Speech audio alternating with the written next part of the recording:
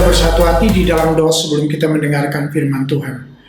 Bapa kami yang ada di dalam surga, yang kami sembah di dalam nama Tuhan Yesus Kristus, saat ini kami datang kepadamu, merendahkan diri kami. Kami mohon Tuhan, urapi hamba-Mu, penuhi hamba-Mu dengan roh hikmat dan wahyu daripadamu, supaya firman-Mu ini tersingkap, menguatkan batin kami yang mendengarkannya. Kami teguh, kuat, kami berakar, tumbuh dan berbuah. Dalam nama Tuhan Yesus, haleluya, amin. Shalom Aleichem, B'Shem HaMashiach, puji Tuhan. Saudara-saudara, kembali kita boleh bersama-sama beribadah saat ini berkumpul. Dan secara khusus, saya selalu berharap saudara yang mengikuti ibadah ini di rumah saat ini secara online dengan setia, selalu dalam keadaan sehat, diberkati dan hidup dalam kelimpahan kasih karunia Tuhan. Dan doa saya agar Tuhan melalui kasih dan kuasa-Nya memberikan kepada saudara kekuatan supaya saudara dapat memuliakan Tuhan dalam segala hal. Baik, kita akan masuk kepada tema kita pada minggu ini. Tema kita ialah menerima Kristus seutuhnya menurut Injil Yohanes pasal 8 ayat 1-59, bagian yang ketiga. Sebuah eksposisi teologis, historis, biblika, dan signifikansinya bagi kita untuk menghadapi rupa-rupa angin pengajaran. Saudara-saudara, saya akan memulai eksposisi dari kitab Injil Yohanes ini. Saya akan memulai dengan pertanyaan, apakah arti menerima Kristus seutuhnya itu menurut kitab Injil Yohanes? Dari beberapa teks yang ada, kita bisa melihat, kita lihat Yohanes 1 ayat 12. Tetapi semua orang yang menerimanya diberinya kuasa supaya menjadi anak-anak Allah, yaitu mereka yang percaya dalam namanya. Mereka yang menerima itu, saudara, itu adalah mereka yang diberi kuasa.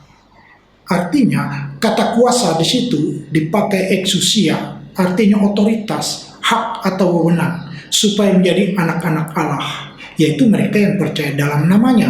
Nah, di pasal 3 ayat 16 dikatakan di situ bahwa karena begitu besar kasih Allah akan dunia ini, sehingga Ia telah mengaruniakan anaknya yang tunggal, supaya setiap orang yang percaya kepadanya tidak binasa, melainkan beroleh hidup yang kekal. Mereka yang menerima Kristus ini, saudara, adalah mereka yang tidak binasa. Mereka ini beroleh hidup yang kekal. Dan di pasalnya yang ke-5 ayat 24, aku berkata kepadamu, sesungguhnya barang siapa mendengar perkataanku dan percaya kepada Dia yang mengutus aku, ia mempunyai hidup yang kekal, tidak turut dihukum, sebab ia sudah pindah dari dalam maut ke dalam hidup. Mereka yang menerima Kristus ini dikatakan mempunyai hidup yang kekal, tidak turut dihukum, sebab mereka sudah pindah dari dalam maut.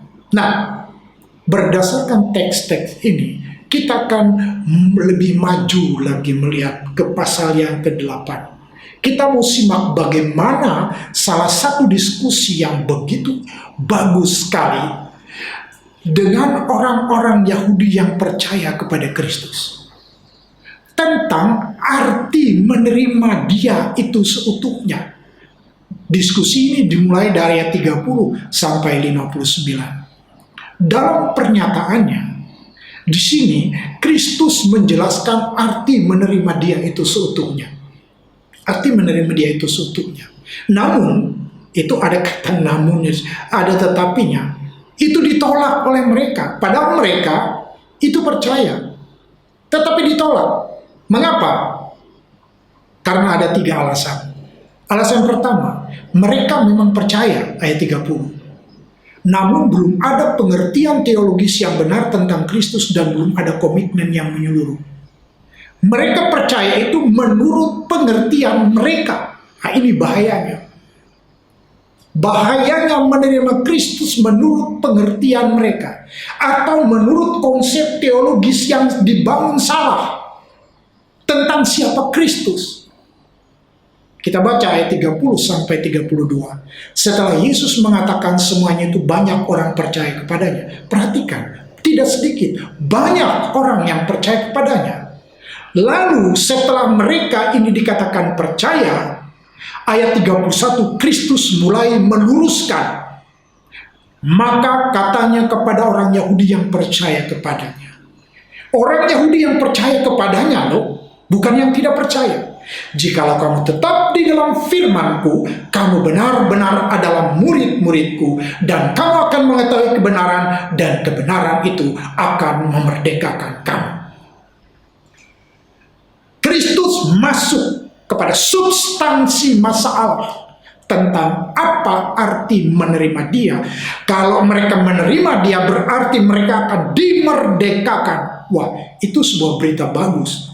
Tetapi saudara, merdeka yang mereka harapkan bukan merdeka dalam arti mereka dimerdekakan dari kuasa dosa, kuasa maut, dan hukuman yang kekal. Tetapi mereka rindu sebuah kemerdekaan yang bersifat lahiriah, karena konsep Mesias yang mereka percaya tidaklah seperti ini. Inilah sebabnya Kristus sedang masuk kepada substansi masalah. Apa sampai di situ? Kita melihat alasan kedua. Kristus yang mereka harapkan bukanlah Kristus teologis dan Kristus sejarah yang membebaskan mereka dari penjajahan dosa, tetapi Kristus yang membebaskan mereka dari penjajahan bangsa lain. Jadi mereka percaya ini beda konsep. Mereka percaya beda persepsi, beda pandangan teologis. Kita lihat 33 sampai 36. Jawab mereka, kami adalah keturunan Abraham dan tidak pernah menjadi hamba siapapun. Bagaimana engkau dapat berkata kamu akan merdeka? Mereka membantah, mereka menolak, mereka akan merdeka. Karena mereka berpikir mereka secara lahiriah keturunan Abraham. Artinya mereka hamba yang merdeka. Mereka bukan keturunan hamba, tapi mereka adalah orang-orang yang merdeka. Kata Yesus kepada mereka, aku berkata kepadamu, sesungguhnya setiap orang yang berbuat dosa adalah hamba dosa. Ini benar, Rasul Paulus berkata, Roma pasal 3 ayat 23, semua manusia telah berbuat dosa dan telah kehilangan kemuliaan Allah.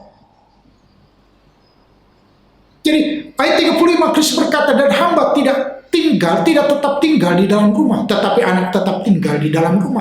Jadi apabila anak itu memerdekakan kamu, kamu pun benar-benar merdeka. Jadi kemerdekaan yang dipandang oleh mereka ini berbeda dengan kemerdekaan yang sedang disampaikan oleh Kristus. Jadi mereka membangun percaya mereka di atas dasar pandangan yang keliru tentang Kristus. Alasan ketiga, mengapa mereka menolak? Mereka sulit menerima. Karena Kristus menyebut dirinya pra-eksistensi, sudah ada sebelum Abraham. Ini lebih sulit lagi. Jadi yang berarti Kristus itu telah ada sebelum dia menjadi manusia. Artinya dia adalah Allah. Penyataan Kristus ini dianggap menghujat dan mentah-mentah jelas ditolak. Kita baca 58-59. Kata Yesus kepada mereka, aku berkata kepadamu, sesungguhnya sebelum Abraham jadi, aku telah ada. Saudara-saudara, pra-eksistensi Kristus telah ada. Dia adalah Logos yang berinkarnasi menjadi manusia sebagai terang dunia ini. Penyataan ini, saudara, adalah sebuah penyataan yang jelas-jelas ditolak. Ayat 59, lalu mereka mengambil batu untuk melempari dia, tetapi Yesus menghilang dan meninggalkan bait Allah.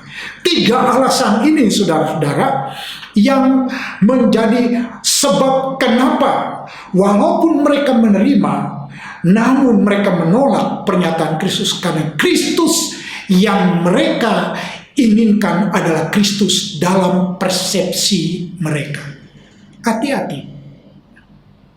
Saudara-saudara, Kristus yang dipercaya oleh banyak orang hari ini adalah Kristus dalam persepsinya dia.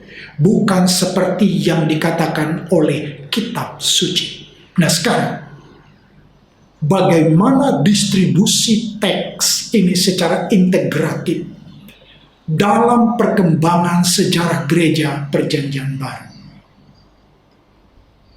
Kontekstualisasi teks ini dalam perkembangan sejarah gereja Perjanjian Baru hingga masa kini menghadapi tantangan, serangan, Seperti mereka ingin melempari Kristus dengan batu. Hal seperti ini terjadi dalam perkembangan sejarah gereja. Saudara, itu dimulai dengan darah Kristus sendiri yang ditumpahkan di kayu salib. Karena menolak, mereka menganggap penyataan Kristus bahwa praeksistensi dia sudah ada, yang menyebabkan dia dibunuh. Karena itu dianggap menghujat Allah. Saudara, tidak ada kebenaran Allah yang telah diserang dengan begitu ganas, kejam, dan gigih daripada kedudukan Kristus Yesus sebagai anak Allah dan juga sebagai manusia sepenuhnya. Pernyataan bahwa dari kekal Kristus Yesus adalah anak Allah juga berkali-kali ditentang oleh para ahli Taurat dan pemuka Yahudi, serta landasan tuduhan menghujat Allah hingga Kristus dibunuh. Kemudian setelah masa Kristus, ortodoksi ajaran apostolik dalam sejarah gereja perjanjian baru ini menghadapi tantangan dari pengajar-pengajar sesat dengan rupa-rupa angin pengajaran. Ada upaya di kalangan, contohnya saudara-saudara, di dalam Kisah Rasul pasal 15, pada waktu itu gereja memutuskan bahwa orang-orang Yahudi orang-orang bukan Yahudi yang bertobat menjadi Kristen tidak diwajibkan untuk mentaati aturan penyunatan. Konsili tersebut seringkali disebut sebagai keputusan apostolik, di mana di dalam konsili itu ada upaya dari kalangan Yahudi yang sudah Kristen untuk menambahkan sesuatu pada keselamatan yang dikerjakan oleh Kristus. Padahal karya agung Kristus yang menyelamatkan itu cukup bagi setiap orang yang percaya. Ingin ditambahkan, saya berkata kepada saudara-saudara bahwa sesuatu yang ditambahkan kepada keselamatan, karya keselamatan yang dikerjakan oleh Kristus itu tidak membuat saudara dan saya lebih selamat. Ini sebabnya dikatakan karya agungnya itu cukup diterima oleh iman. Maka barang siapa yang percaya tidak binasa, melainkan beroleh hidup yang kekal. Itulah cukup. Jika saudara menambahkan sesuatu pada karya Kristus, seperti halnya pada upaya dari kalangan Yahudi yang sudah Kristen menambahkan sesuatu, yaitu orang-orang itu perlu disunat, itu sama saja merusak tentang hakikat Injil Kristus itu sendiri. Nah, hal yang perlu juga kita pahami, saudara-saudara, sebelum perkembangan dari rupa-rupa angin pengajaran itu semakin berkembang, dan ajaran-ajaran yang sesat itu juga semakin berkembang, kita juga perlu tahu bahwa sejak zaman para rasul hingga abad kelima, gereja itu masih satu doktrin.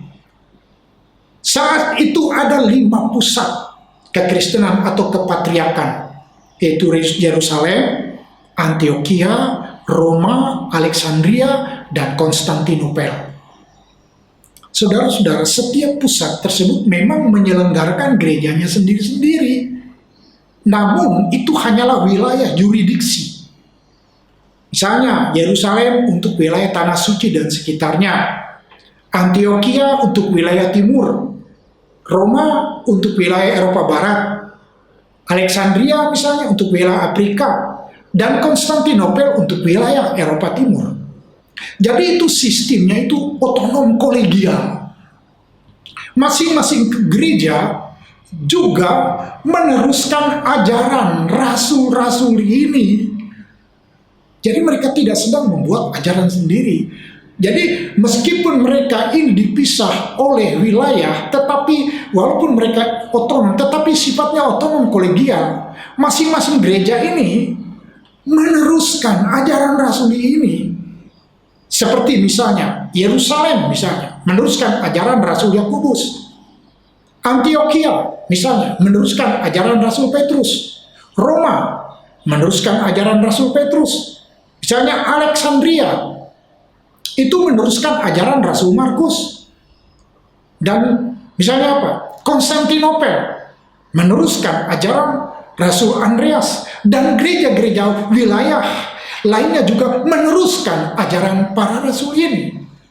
Akan tetapi, saudara, Sejarah gereja juga merekam kenyataan adanya penyimpangan dan perlawanan terhadap kebenaran Allah yang diteruskan ini, hingga itu tercermin dari 7 konsili oikumene yang secara diterima oleh gereja-gereja yang menganut doktrin arus utama.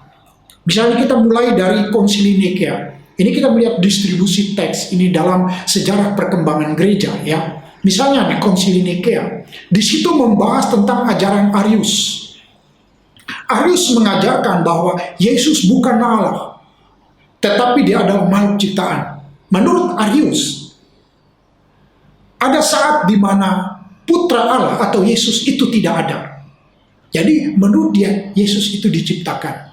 Konsili Nikea I menolak ajaran Arius ini dan menganggap menyeleweng dari ajaran yang benar. Sekali lagi, gereja-gereja itu meskipun otonom, tapi mereka otonom kolegial.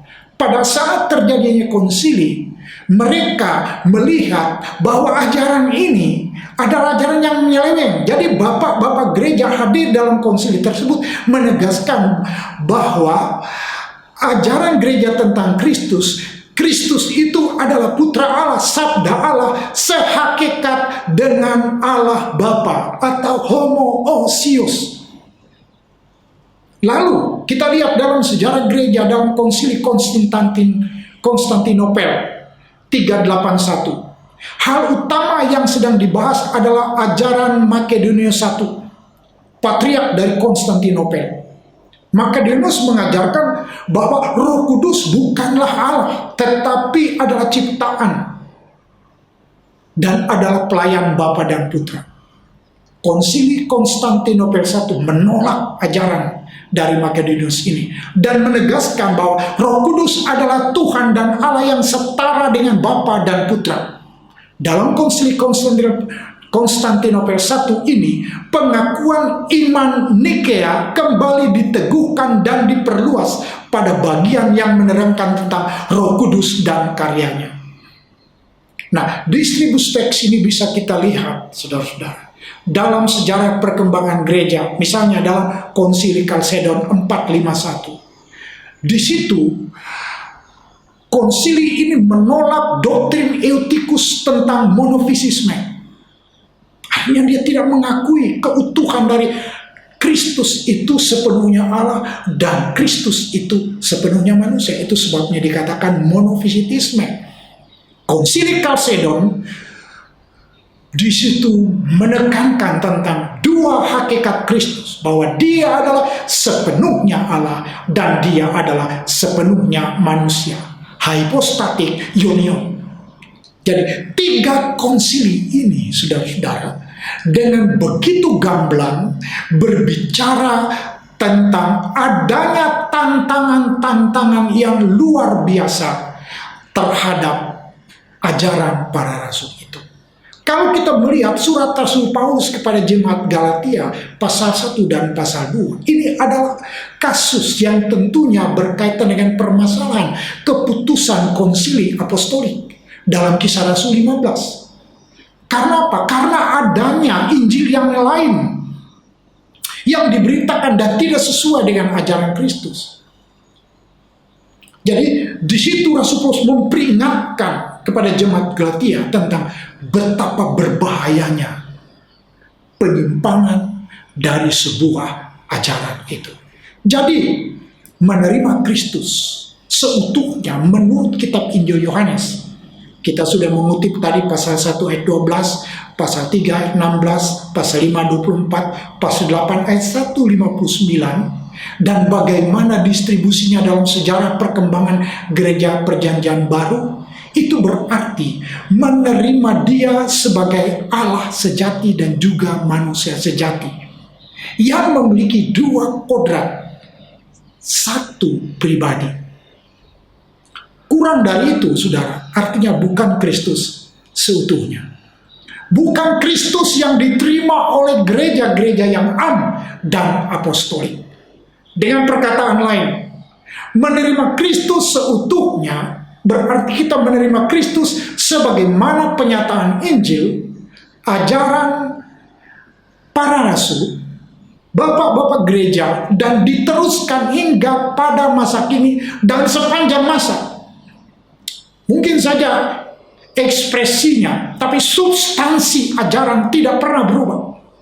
Dan jika ada Injil lain, atau ada yang mengubah ajaran ini yang kita percaya dan terima, maka para rasul mengatakan, terkutuklah dia. Galatia 1 ayat 8 dan 9. Mari kita baca. Tetapi sekalipun kami atau seorang malaikat dari sorga yang memberitakan kepadamu satu Injil yang berbeda dengan Injil yang telah kami beritakan kepadamu, terkutuklah dia. Yang telah kami beritakan. Bagaimana ajaran itu diteruskan dari setiap hamba-hamba Tuhan yang mengakui doktrin arus utama itu diteruskan. Jika mereka menolak dengan alasan ada hikmat baru, ada wahyu baru, terkutuklah dia. Itu dikatakan oleh para rasul. Ayat 9, seperti yang telah kami katakan dahulu, sekarang ku katakan lagi, jikalau ada orang yang memberitakan kepadamu suatu Injil yang berbeda dengan apa yang telah kamu terima, terkutuklah dia. Jadi apapun alasannya, saudara-saudara, ajaran arus utama itu merupakan substansi ajaran primer, doktrin primer yang diteruskan oleh orang-orang yang diberi tanggung jawab untuk memberitakannya. Lain daripada itu, terkutuklah dia. Itu dikatakan oleh teks ini. Pertanyaannya, mengapa para rasul menganatema atau mengutuk mereka yang membelokkan Injil Kristus? Menurut Roma 1 ayat 8, ayat 17-18, sebab aku mempunyai keyakinan yang kokoh dalam Injil, karena Injil itu adalah kekuatan Allah yang menyelamatkan orang percaya.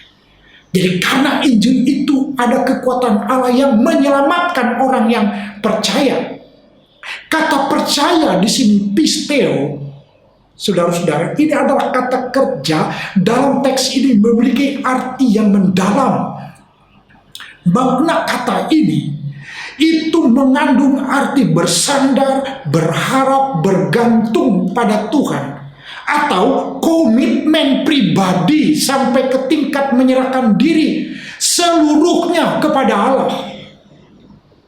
Juga kata percaya di situ itu mencakup sikap tanggap terhadap suatu kebenaran atau serangkaian kebenaran. Saudara-saudara, sikap tanggap ini tidak sekedar berupa persetujuan intelektual, tetapi lebih berupa keterlibatan menyeluruh di dalam kebenaran yang dipercayai itu. Mari kita bandingkan dengan Kolose 2 ayat 6-8. Kamu telah menerima Kristus Yesus Tuhan kita. Nah ini, kamu telah menerima Kristus Yesus Tuhan kita. Karena itu, hendaklah kamu tetap di dalam Dia. Hendaklah kamu berakar di dalam Dia, dibangun di atas Dia. Hendaklah kamu bertambah teguh dalam iman yang telah diajarkan kepadamu, dan hendaklah hatimu melimpah dengan syukur. Ayat 8, hati-hatilah supaya jangan ada orang yang menawan kamu dengan filsafatnya yang kosong dan palsu menurut ajaran turun-temurun dan roh-roh dunia, tetapi tidak menurut Kristus. Jadi menerima Kristus seutuhnya itu menurut Kristus. Kalau tidak menurut Kristus, saudara-saudara, itu adalah sebuah permainan palsu, sebuah permainan kata yang kosong, yang tidak mengandung keselamatan. Jadi menerima Kristus itu berarti kita tetap di dalam Dia. Menerima Dia seutuhnya itu hendaklah kamu berakar di dalam Dia. Menerima Dia seutuhnya hendaklah kamu dibangun di atas Dia. Menerima Kristus seutuhnya hendaklah kamu bertambah teguh dalam iman yang telah diajarkan kepadamu. Bukan yang akan, tetapi yang telah. Apa yang telah itu berbicara tentang yang sudah pada masa lampau, diteruskan sekarang. dengan ekspresi yang berbeda, tetapi substansinya tidak pernah berubah. Dan ayat 8 memperingatkan, di samping kita saudara bertumbuh berakar secara ke dalam, hati-hatilah itu sikap kita terhadap rupa-rupa angin pengajaran. Karena itu saya percaya bahwa saudara yang telah menerima Kristus Yesus seutuhnya adalah saudara yang telah pindah dari dalam maut ke dalam hidup, beroleh hidup yang kekal, tidak turut dihukum. Saudara boleh hidup yang kekal dan menerima anugerah keselamatan itu. Biar saudara, ayat Alkitab kita mengatakan teks ini, kita melimpah dengan ucapan syukur, sebab karena Kristus jiwa kita diselamatkan. Amin. Mari kita bersatu dalam doa. Bapa, terima kasih. Kami telah menerima Kristus dan menerima anugerah keselamatan itu yang telah dikerjakan oleh Kristus. Biarlah hati kami terus dikuatkan. Di tengah-tengah pergumulan rupa-rupa angin pengajaran hari ini, kami tetap teguh. Karena kami tahu pasti Kristus yang kami sembah itu adalah Kristus yang telah mengasihi dan menyelamatkan kami. Terpujilah namamu, dalam nama Tuhan Yesus. Haleluya.